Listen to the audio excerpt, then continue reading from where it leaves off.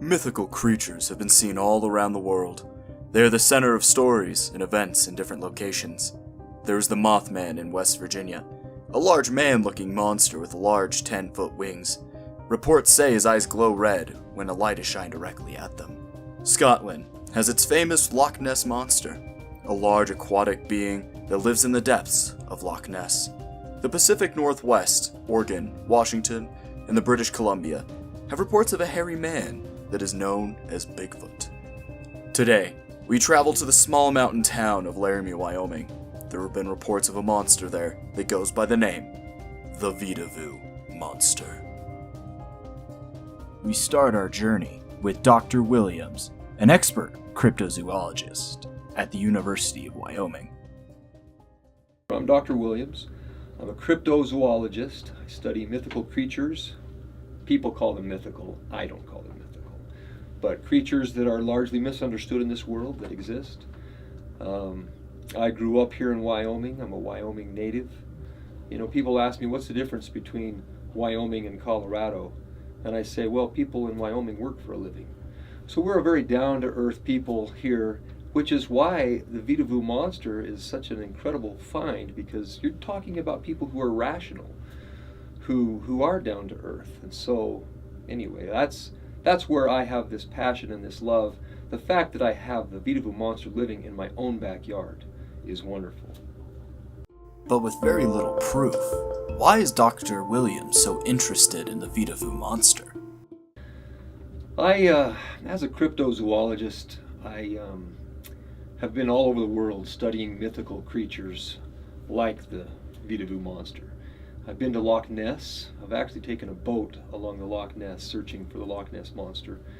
Didn't have any luck, and I couldn't understand anyone in Scotland either.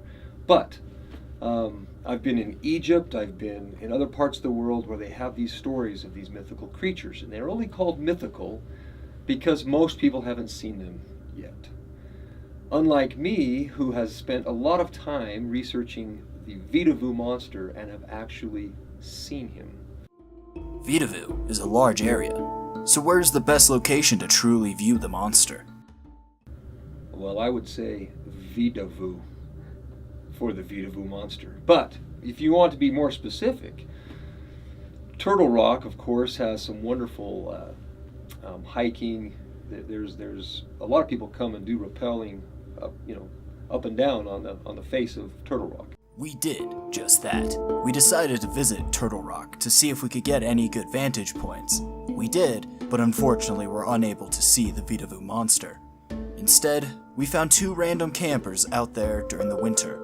So we stopped and talked to them to get their take and to see if they knew anything about the Vedauwoo Monster. Hey, I'm Marshall. This here's Janice. Janice Van Houten, soon to be Mrs. Marshall. Fortunately for our team, these two were exactly who we were looking for. So yeah, I was over here. I was getting the tent all cleaned out. We've been up here for a couple of days. It smelled like Marshall.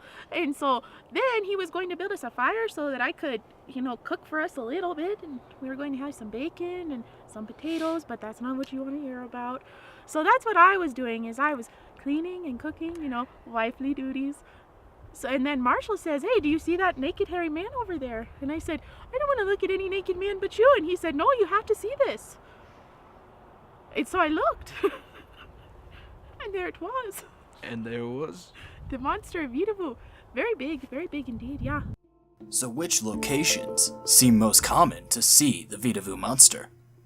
There's a place I'd have to show you on a map, which I don't have currently with me. I've loaned it to a friend.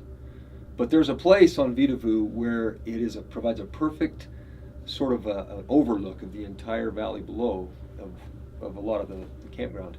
And that's where I was able to first see the Vedauwoo Monster. Yesterday around dusk, we saw it over there in the up around the creeks and the hollows. Come on, Marshall, come on, spit it out. Yeah. They don't have all day. Yeah. And it just looked like some old hairy man running about in his skivvies, Very hairy though, very hairy. Yeah, you see him around town once in a while. But then he got a little too close, he started shaking the trees and causing a ruckus. He was shaking me tent and bothering old Janice. Marshall was so scared. With such few sightings, when is the Vedauwoo Monster mostly active? Luckily, Dr. Williams has an answer for us. It's my opinion that he's a nocturnal creature. I think that he comes out mostly at night for food. I don't know that if he's more afraid of people, and that's why he does that, or if that's just part of his biology.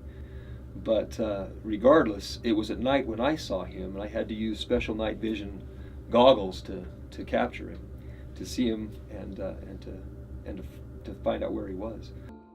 The question still remains, though. What does the Vedauwoo Monster look like? Fortunately for us, there are many answers that we can resort to. He looked larger than a man, much larger than a man. I would say at least 9 feet. And his body was covered in hair. And there was, of course, no clothing that I could discern. It was night, but I still had night vision, and he looked, it was not like a primate at all. He walked upright like a Homo sapien would, and yet he was completely covered in hair, was very large, and he moved very methodically, very slowly. It was almost beautiful watching him walk through and take his time. He would pause for long moments.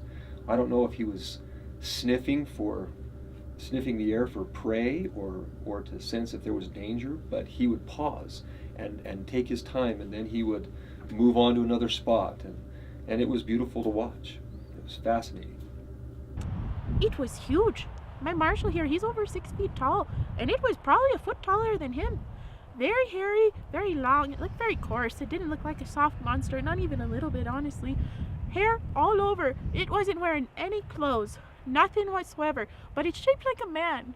So you'd think it would be wearing clothes if it was a man, and that's how I knew it wasn't. But it wasn't a bear either. It was skinny legs. With all of our new information, our team decided to stay at Vedauwoo to see if they could get footage of the monster. The following footage was captured after several weeks of camping out in the national park.